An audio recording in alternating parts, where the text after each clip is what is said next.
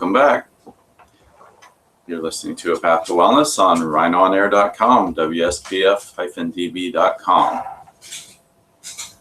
And have seen some things going on in the world, and especially related to our sister broadcasting station, Fab Radio International in Manchester, and the terrorism that's been going on has kind of, it's awful, and it definitely gets me feeling for the people that experience this kind of thing. And then I started to realize that we're all experiencing terrorism, because there are different kinds of terrorism. There's obviously the violent bombing, where you have suicide bombers. You have people driving vehicles into crowds. All of these crazy, crazy things that I think are probably fueled a lot by, obviously, religious fury, if you want to call it religion, but also, I think, by testosterone. I think testosterone has a lot to do with it.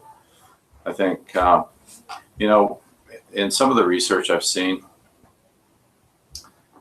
prisoners vastly, the vast majority of prisoners have elevated testosterone. And that's, to me, sort of prima facie evidence of the fact that too much testosterone, which is typically what it is in those cases, too much testosterone leads to a lot of anger and violence. And I think that has a lot to do with this. And when you think about it, the sects or the branches or versions of terrorism that are involved have religious ties, but they're offshoots of more organized religions, and many of the people in the same religions have opposing views to those of the terrorists. And we've seen many instances of this throughout history. But that's just one form of terrorism that we've seen, the violent form. There's other kinds of violence going on in our world, and they relate to takeover of many of our private information sources.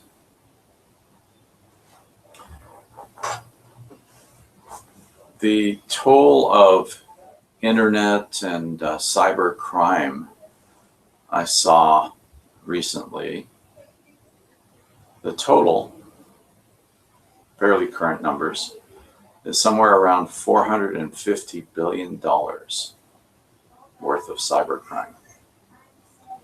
People involved in cybercrime, many of them are very, very wealthy because they are basically thieves. They go into accounts and steal money, transfer it. They use scams of various sorts to access those funds, and therefore they end up with a lot of money.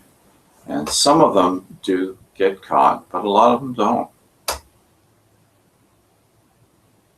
And obviously in the recent election, we saw a lot of cybercrime going on, in the sense of going in and producing misinformation and confusing a lot of the issues in the election process, and primarily by the Russians. And now we have, actually, this is the day. Today is the date of this creation of this show, and it's live at the moment, for those who are listening at the moment. But anyway, the date is June 8th, 2017. And I think this date may be a very important date in history, as they are interviewing James Comey, the former head of the FBI in Congress, and asking questions about Russian connections and these kinds of things. But there was a large involvement in that situation. And then we have many types of cybercrime that have been going on for a long, long time. And they go into industrial complexes. They find access to, industrial complexes that can include things like power plants and power grids and, nuclear plants and things like that. And there's a lot of work to be done in, I guess we would call it counterintelligence, to fend all of that work off. And then also going into by other countries into various countries and looking at what's going on. Like, for example, probably right now, I would guess that the US and many other NATO countries are probably trying to find routes into, if they haven't already, North Korea, and how they're going about their military buildup, trying to find out more about that and the specifics, and probably doing some takeover of some of the processes, or attempting to do so. And this kind of thing is going on all over the world. It is a worldwide situation. And there are people in Russia and other parts of the world, in India, in Pakistan, all over the world, reading mail of Americans or Canadians or Mexicans, So we have different parts of the world spying on different parts of the world, which is not new. I mean, spying's been going on for lots and lots of years, obviously, probably hundreds of years. But the situation is different because computer technology is involved, and things can happen very quickly. It's very fast. So one of the things that got me thinking about all of this was I received an email. And the email was a phishing email. And I knew that immediately. The reason I knew that immediately was that the intro of the email said, "Dear user," or "Dear account holder," something like that. And it didn't say my name. And that's a giveaway right there. I mean, if you have an email that addresses you by name, that's more likely to be legitimate than an email that says, "Dear user, dear sir, dear ma'am," "Dear account holder," or something like that, that doesn't say your name. And this is what I saw in this email. It was a phishing email. And of course, it had the link on it, which all of these emails do. The link to click on to go ahead and provide updated information on the account. And it starts off with the headline, something like, your account is subject to closure unless we receive updated information. So it starts off with a threat saying, "Oh boy, you're gonna lose access to your account. What are you gonna do if you lose access to your account?" They're trying to get you psychologically, and then saying, "It's a quick solution. Here you go. Just click on this link, and we'll walk you through it." Pretty nasty little trick going on there, and yet many people fall for that, and they think they're doing okay. And there are other similar situations that aren't as obvious. For example, one of the situations that I've seen before is I had a so-called virus detector come up on my screen, saying that it found certain viruses and to click on and resolve the viruses. And then I think I clicked on it to the point of getting to where it, came up with some numbers, and then I stopped, and it wanted to charge me for its service. And I decided, no, I'm not going to do that. And I ran my own virus scan that I had. So I was kind of checking out what it was saying without committing to anything. And in that, I may have given away information on the computer itself, my my TCP/IP number, the address of my computer. There may have been information in there, but hopefully not too much. But anyway, the point there is that, as it turns out, I believe this particular app was actually a virus. So virus detectors, virus scanners, and virus software. It's interesting talking about viruses, because normally I am talking about medical, and this is just a different aspect because I consider this internet wellness. But anyway, the virus detector, I believe, was actually a virus, and it was a very slick way of drawing people in as well. So there's a lot of these little tricks going on that draw you in, that try to draw you in to get you to provide your information, to allow these people who are making boatloads of money access to your account so they can steal from you. So it's really important to be very careful about responding to such emails or even applications that may pop up on your computer. So pop-ups, malware, these kinds of things, you need to be very careful of. So that's an aspect of it. And it is also, much of this is one of the reasons that, it gives you some background on why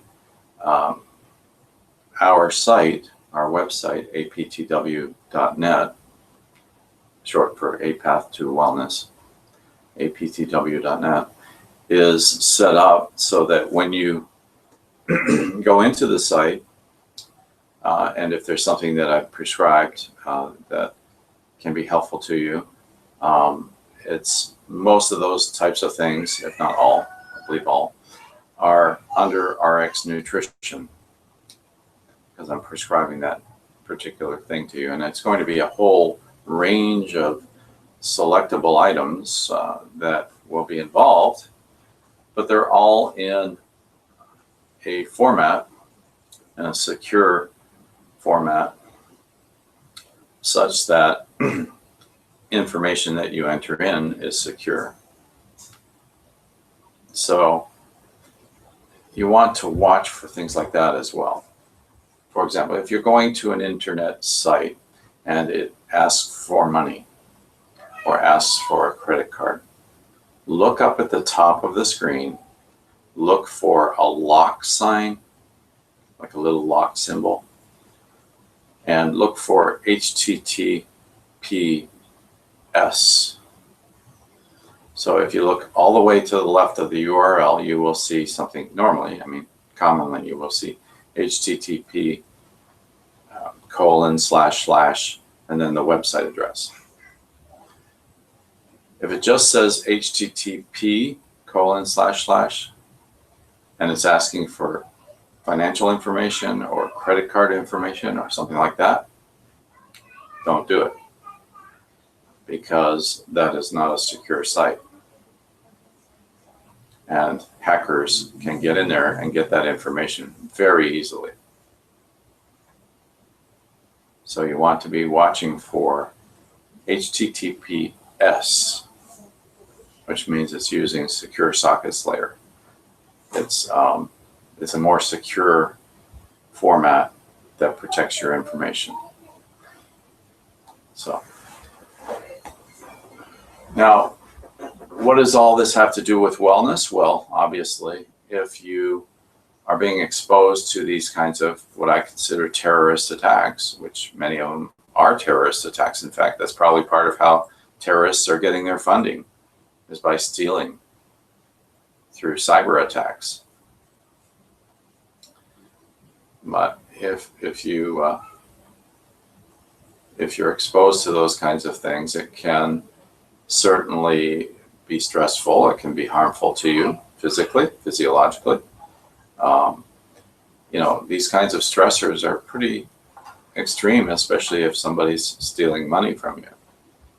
And it's important to be aware that these kinds of things can affect your health. So when it comes to wellness in today's environment, in our modern computer age, wired online age, wellness, I think, has to include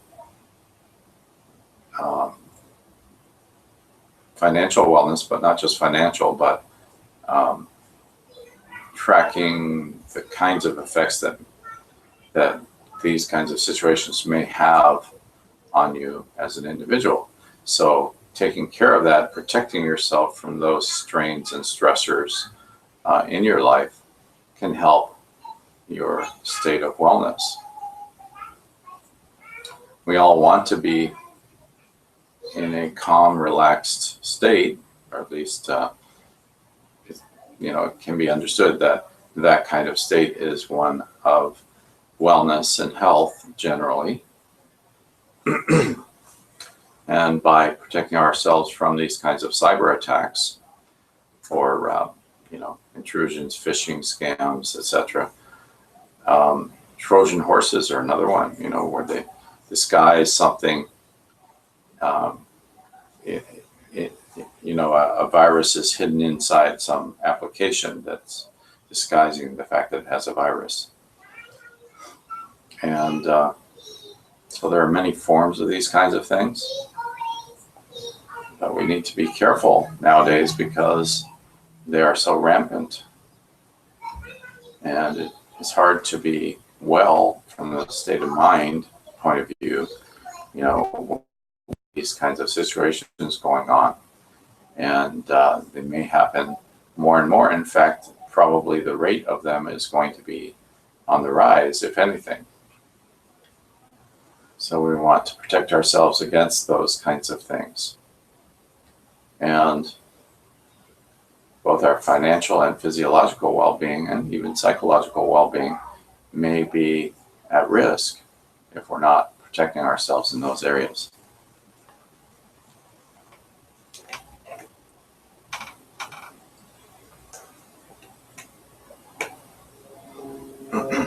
So,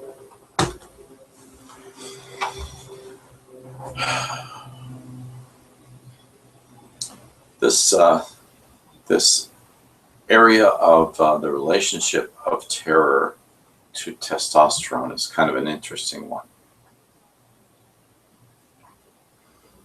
Elevated testosterone is a very, very common aspect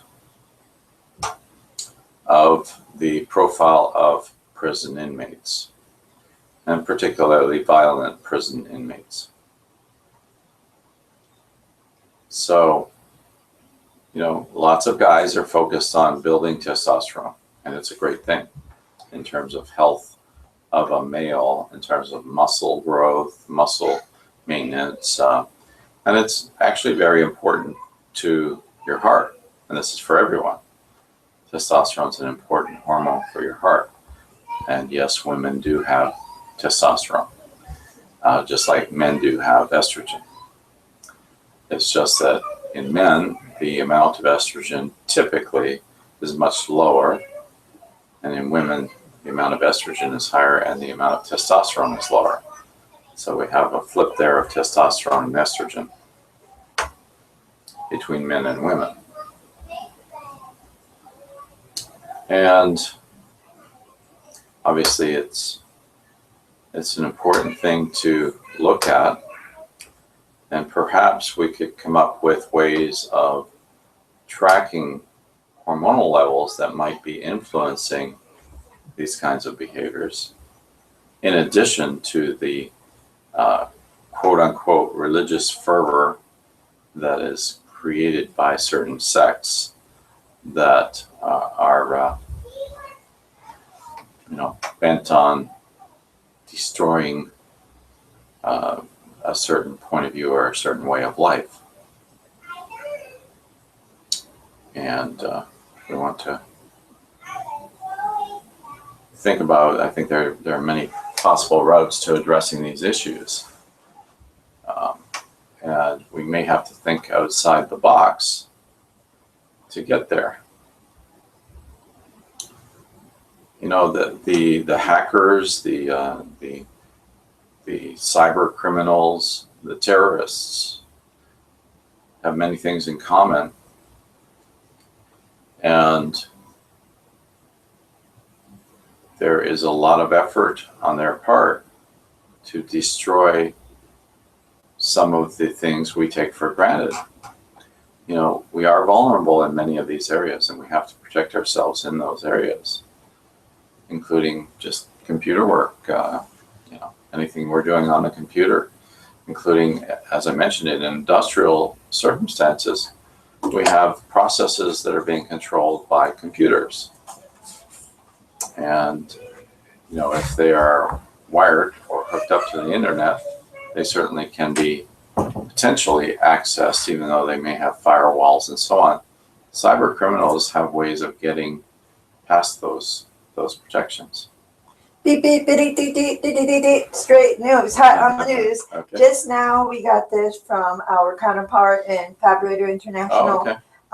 From Manchester, and this is a mural that was made, 22 Bs for the 22 people who lost their lives In Manchester. So you are being listened to, and I mean, we know this, but just wanted to share with you from our counterpart Paul Ripley at Fab Radio International, Manchester, UK. We're happy they're all okay.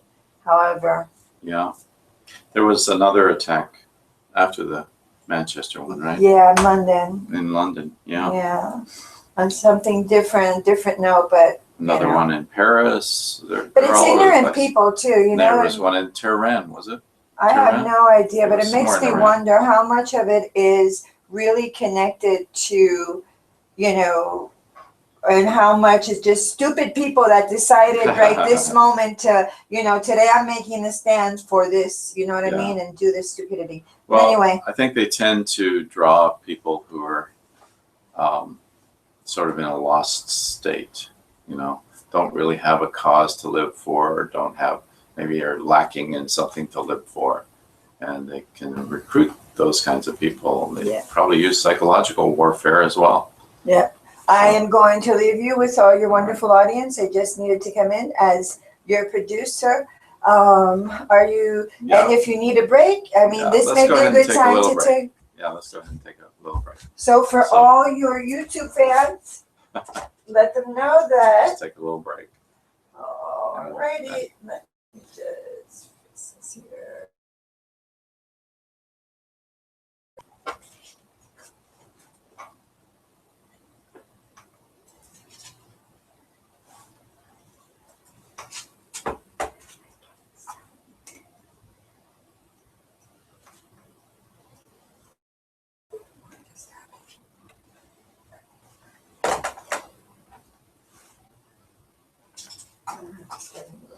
That's fine, bro.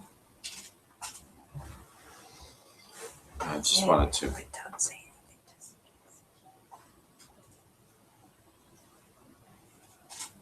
Something just.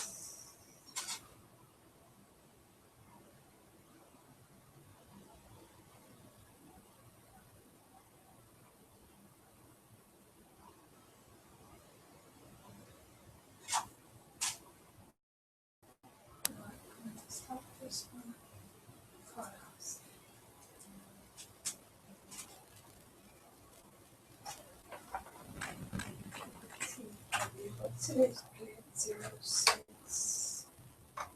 Do you know the date today by any chance? Hello, I'm sorry? today's date. 6/8.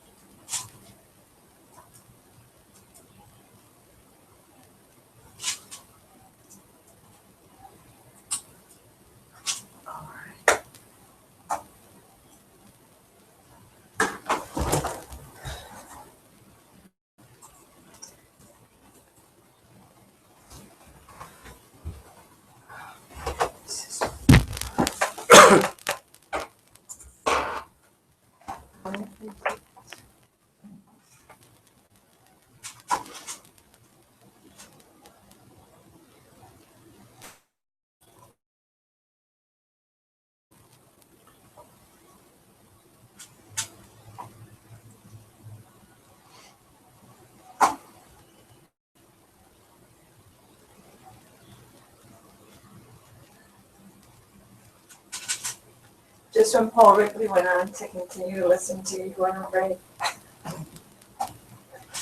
Oh, is that right? Well, yeah, because he had just sent a message, I gave it to you, I told him I was gonna go tell you, and you go to break. I just thought of it. Anyway. Wow. So it's getting a little sore and I want to gather a little more information. It's okay, do I've it seen all together, these it's your studies in the show, past, you know. it's your show. You do what you need to do unless it's really detrimental, then I'll tell you. Sure. I am gonna sign out of everything right now because this is acting really slow, so I'm not responding as quickly as I would like. There you are.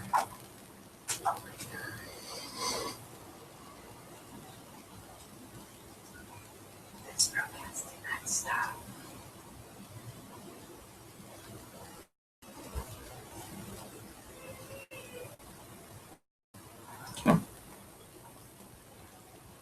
Just doing a little research. I love your children.